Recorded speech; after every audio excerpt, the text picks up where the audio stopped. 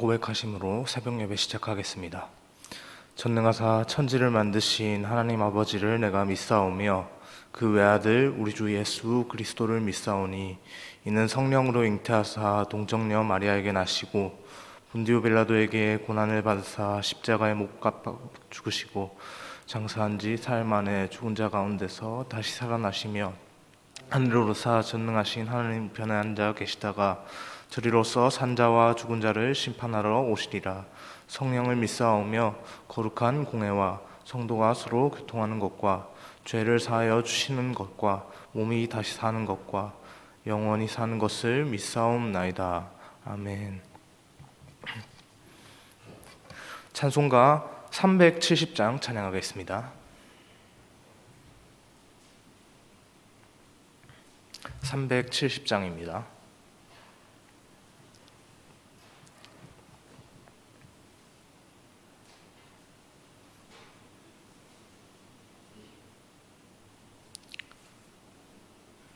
주 안에 있는 나에게 딴 근심이 있으랴 십자가 밑에 나아가 내 짐을 풀었네. 주님을 찬송하면서 할렐루야 할렐루야 내 앞길 멀고 험해도 나 주님만 따라가리. 그 두려움이 변하여 내 기도 되었고 전날의 안숨 변하여 내 노래 되었네. 주님을 찬송하면서 할렐루야 할렐루야 내 앞길 멀고 험해도 나 주님만 따라가리. 내 주는 자비하셔서 늘 함께 계시고 내 궁핍함을 아시고 내 채워주시네. 주님을 찬송하면서 할렐루야 할렐루야 내 앞길 멀고 험해도 나 주님만 따라가리. 내 주와 맺은 언약은 영불변하시니 그 나라 가기까지는 늘 보호하시네. 주님을 찬송하면서 할렐루야 할렐루야 내 앞길 멀고 험해도 주님만 따라가리. 아멘. 오늘 함께 보실 하나님의 말씀은 레위기 5장 14절에서 6장 7절까지입니다. 레위기 5장 14절에서 6장 7절까지입니다.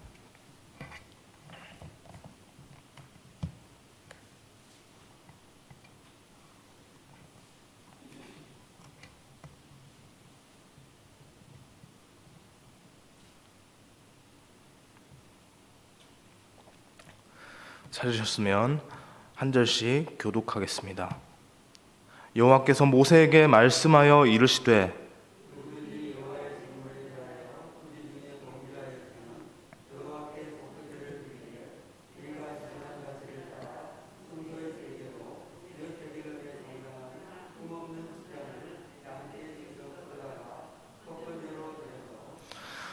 성물에 대한 잘못을 보상하되 그것의 5분의 1을 더하여 제사장에게 줄 것이요 제사장은 그 속건제의 순양으로 그를 위하여 속죄한즉 그가 사함을 받으리라.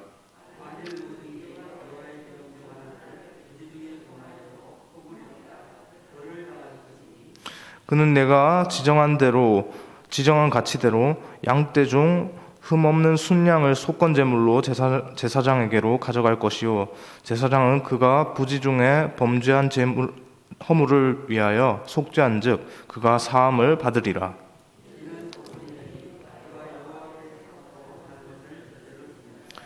여호와께서 모세에게 말씀하여 이르시되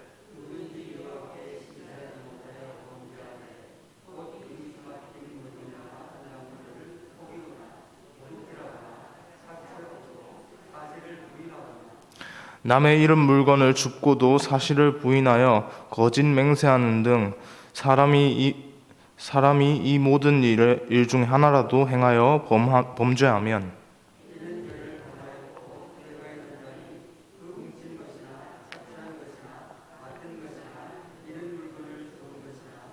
그 거짓 맹세한 모든 물건을 돌려보내되 곧 본래 물건의 5분의 1을 더하여 돌려보낼 것이니 그 죄가 드러나는 날에는 그 임자에게 줄 것이요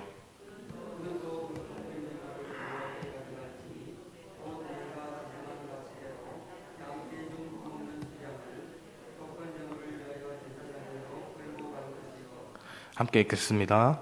제사장은 그 여호와 앞에서 그를 위하여 속죄한즉 그는 무슨 허물이든지 사함을 받으리라. 아멘. 오늘 본문은 속건제를 드리는 방법에 대해서 말하고 있습니다.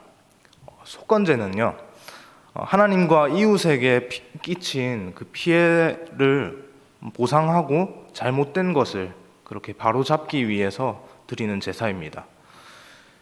인간의 모든 죄는 결국에는 죄 자체는 하나님께 범죄한 것, 하나님께 우리가 잘못을 저지른 것을 말하고 있지만 특별히 속건제에서는 나와 다른 사람의 관계 속에서 그렇게 일어나고 있는 죄의 문제를 또 하나님께 잘못 저지르는 죄와는 또 별개로 또 함께 또 추가해서 같이 다루고 있는 것이죠.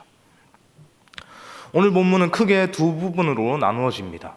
먼저 5장 14절에서 19절까지는요, 하나님의 것에 대해서 피해를 끼쳤을 경우, 쉽게 말해서 하나님께 대해서 우리가 죄를 저질렀을 경우에 대해서 이렇게 말을 하고 있습니다. 본문의 기록대로요, 만일 누구든지 하나님께 거룩한 제물을 그렇게 바치는데 성실하지 못하여서 죄를 저지르면 그 하나님께 그렇게 바치는 것에 대해서 5분의 1을 더해서 그 가치에 상응하는 흠 없는 순양을 그렇게 양떼 중에서 떼서 끌어다가 이제 제사장에게 속건 제물로 주어야 합니다. 하나님 앞에 예물을 바치는데 성실하지 못하여 죄를 범하였다라고 하는 이 말은 하나님께 바치기는 했는데 온전하게 드리지 못했다는 것을 나중에 알게 되었을 경우를 말합니다. 그러면 그가 제대로 바치지 못한 것이 얼마인지를 제사장에게 그렇게 통보를 하고요. 제사장은 그가 바치지 못한 것에 5분의 1을 더한 가치에 해당하는 것이 얼마인지를 이렇게 성전 세겔이라고 하는 그 화폐 단위를 통해서 이렇게 알려주게 됩니다. 그러면 그것에 상응하는 것을 이제 지불을 하고요. 그렇게 해서 이제 하나님께 나아가게 되죠. 단 여기서 기억해야 할 것은요, 이것으로 죄 사함을 받을 수 있는 것은 오직 부지 중에 행한 경우로 제한되고 있습니다. 부지 중에 하나님께 드려야 할 것을 내가 깜빡하고 잊어버리고 하나님께 하나님 제가 깜빡했네요. 정신 없어가지고 다시 이렇게 드립니다. 라고 그렇게 드리는 경우에 한해서만 이렇게 드릴 수 있다는 것이죠. 고의로 일부러 계획적으로 이렇게 좀 하나님께 드리지 않고 숨기거나 이렇게 한 것은 속건 제물로도 그 죄가 사해지지 않습니다. 이런 경우를 우리는 성경에서 몇 명의 인물을 통해서 우리가 많이 봤습니다. 대표적으로 보면 구약의 아간, 그리고 또 신약의 아나니아와 삽비라로 이런 상황들이 대표되지 않습니까? 이 두 가지의 경우는 모두 끝에 결말이 어땠죠? 죽음이라는 것으로 이렇게 결말을 맺게 됩니다. 이 두 경우의 결말이 죽음이 될 수밖에 없는 이유에 대해서 오늘 본문에서 확실한 근거를 우리가 찾아볼 수 있는 것이죠. 아간이나 아나니아 그리고 또 삽비라와 같은 경우에는 하나님의 것을요 부지중이 아니라 의도적으로 그렇게 감추었고 숨겼고 이렇게 내 것으로 하려고 했던 그런 의도적인 그런 것들이 들어와 있었기 때문에 그것은 하나님 앞에서 부지중에 행한 것이 아니었기 때문에 하나님 앞에서 죄가 된 것이옵니다. 그리고 그들은 끝내 그것에 대해서 잘못됨을 그렇게 하나님 앞에 나오고 회개하지 않았습니다. 물론 회개한다고 해서 그것이 하나님 앞에서 죄가 되지 않을 수는 없었습니다. 죄가 되지 않을 수는 없었지만 그래도 그들이 마지막에 좀 회개하는 모습들을 보였다면 좀 성경에서 우리가 그들을 평가하는 부분에서는 조금은 달라지지 않았을까 하는 그런 아쉬운 마음이 좀 들기는 합니다.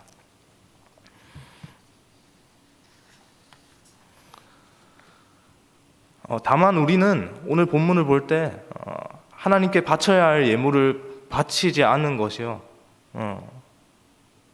비단 아나니아와 삽비라처럼 또 아간처럼 이렇게 하나님의 제물에 손을 댄 것만을 말하지 않는다는 것을 또 기억을 해야 합니다.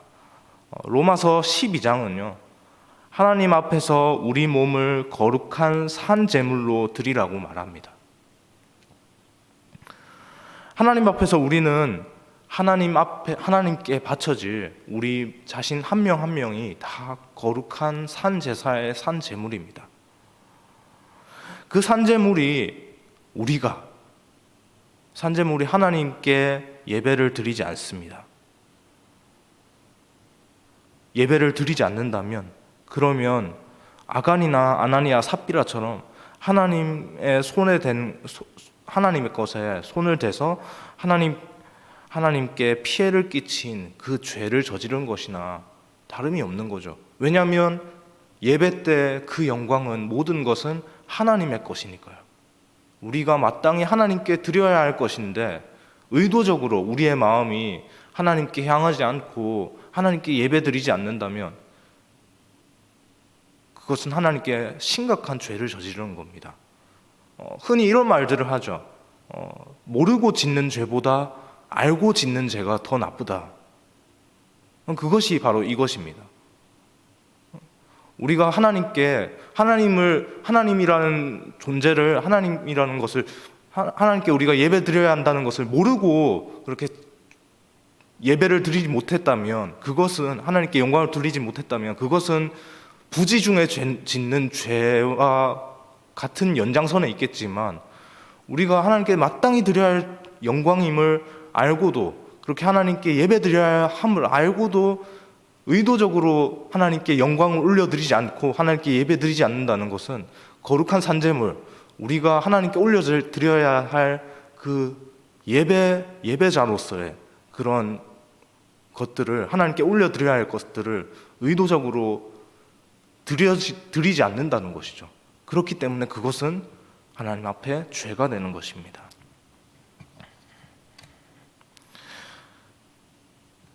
영과 진리로 예배드리지 못한 것, 하나님 앞에 예물을 드리는데 자원하여서 기쁨으로 드리지 못한 것이요, 그저 복을 받지 못하는 것이 아니라 간음이나 우상 숭배처럼 하나님의 진노를 받는다는 받는 그 일이 된다는 것을 말씀하고 있는 것입니다. 그것이 하나님의 진노를 사는 이유는 십계명의 첫 번째 큰 줄기 하나님을 사랑하라를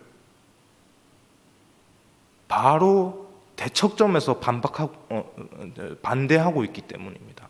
우리가 하나님께 온전한 예배를 드리지 않는 것, 그래서 하나님께 마땅히 드려야 할 그 제물을, 그 산제사의 산제물을 우리가 온전히 하나님 앞에 드리지 않는 것은 하나님을 사랑하는 것을 반하고 있는 것이죠. 다음으로 이웃의 재산에 대해서 피해를 끼쳤을 경우에 대해서 6장 1절에서 7절까지 말하고 있습니다. 만약에 남의 물건을 맡았거나 훔치거나 또 남의 이런 물건을 습득하고도 그 사실을 부인하여서 그 사실을 이제 거짓말하고 그렇게 해서 이웃에게 해를 끼친 사람은 그 물건의 5분의 1을 더하여서 이렇게 돌려주고 그 물건에 해당하는 그 가치대로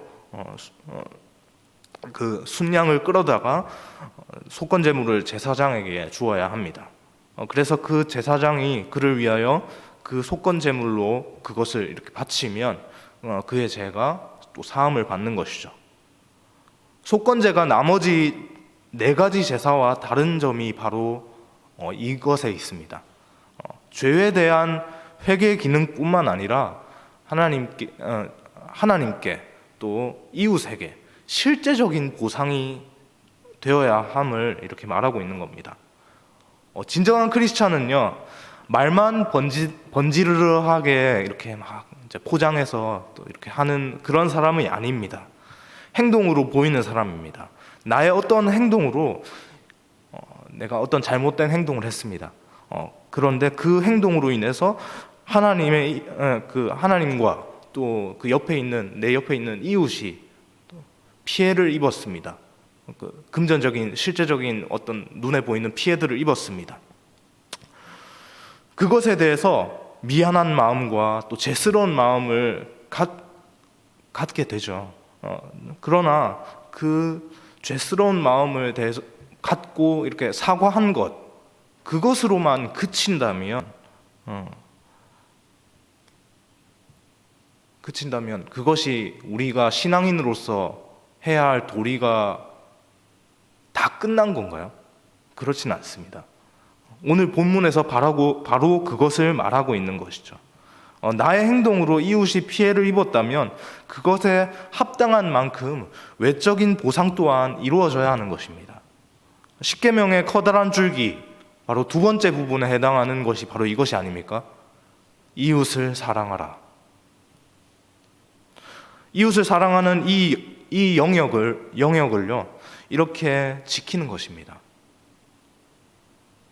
이웃을 내 몸과 같이 사랑합니다. 형제님 사랑합니다. 자매님 사랑합니다. 이것을 그냥 말로만 하지 않습니다.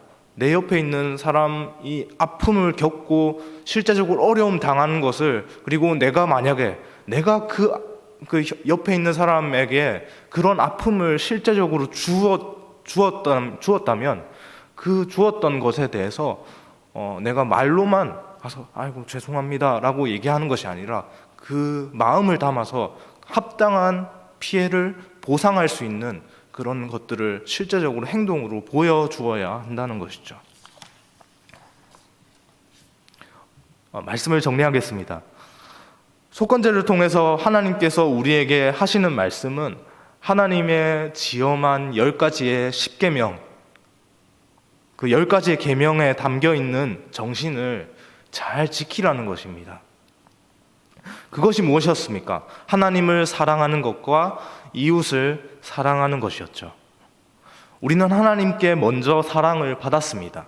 그 받은 사랑으로 하나님을 향해서 하나님께 사랑의 리액션을 보여야 합니다. 마땅히 리액션할 의무가 우리에게 있습니다.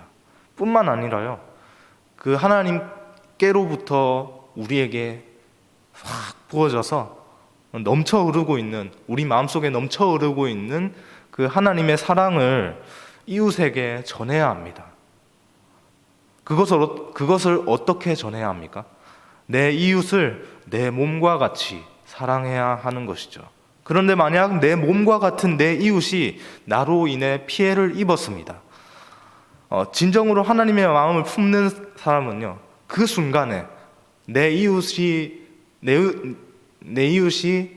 그렇게 피해를 당한 그 순간에 이웃에게 진정성 있는 그런 사과를 합니다. 뿐만 아니라 그 진정성 있는 사과와 함께 이웃이 입은 그 피해에 대한 그 합당한 보상을 할 수 있는, 실제적으로 행동으로 취하는 그런 사람이 바로 하나님을 진정으로 사랑하고 이웃을 진정으로 사랑하는 그런 사람인 것이죠. 말로만 하나님께 사랑한다 하지 않고 말로만 이웃에게 사랑한다 하지 않습니다. 실제적으로 하나님께 외적으로 보여지는 것으로 함께 나아갑니다. 새로운 일주일의 일상을 또 시작하는 날입니다. 그 일상을 시작하면서요, 우리의 모습을 한번 점검하기를 소망합니다. 하나님을 사랑하고 이웃을 사랑하는 것에 대해서 말뿐이 아니라 실제적인 행동으로 그렇게 행하는 믿음으로 그렇게 살아내는, 그래서 진짜 히브리서에 기록된 그 수많은 그 행하는 믿음들을 보였던 그 믿음의 선진들의 그 계보에 이어서 함께 그 믿음의 신앙들을 이어서 계속해서 그 역사들을 써내려 갈 수 있는 우리 모두가 되기를 주님의 이름으로 소망합니다. 기도하겠습니다. 하나님 감사합니다. 하나님, 우리가 오늘 속건제에 대해서 묵상을 했습니다. 하나님, 하나님께 대하여, 이웃에게 대하여 하나님, 우리가 말뿐인 신앙이 아니라 실제적으로 그 사랑에 대해서 보일 수 있는 그런 모습들로, 순종하는 모습들로, 나타내는 모습들로, 실천하는 모습들로 그렇게 보일 수 있는 그런 신앙인의 모습이 될 수 있도록 인도하여 주옵소서. 일주일의 삶을 시작하는 가운데 있습니다. 나의 삶 가운데서 나의 행동으로 통해서 하나님께서 영광 받으시길 소망하고, 또 나의 행동을 통해서 이웃이 하나님에 대해서 하나님을 알지 못하는 그 이웃이 나의 모습을 통해서 하나님을 알아갈 수 있는 그런 하나님의 복음 전하는 통로가 되기를 아버지 간절히 소망합니다. 그 통로로서의 사명을 잘 감당할 수 있게 하여 주옵소서. 하나님, 또 이제 코로나가 계속해서 확산되고 있는 상황입니다. 이 확산되는 상황에서 우리의 마음 또한 잘 지켜주시길 간절히 소망하며, 하나님, 우리가 온전히 여러 가지 우리의 마음이 흔들릴 수 있는 그 상황임에도 불구하고 하나님께 붙들려서 이 어려운 때를 잘 견뎌낼 수 있든 잘 이겨낼 수 있는 우리의 모습이 되게 하여 주옵소서. 오늘 아침에 오늘 하루의 삶을 올려드리며 또 감사드리며 예수 그리스도의 이름으로 기도합니다. 아멘.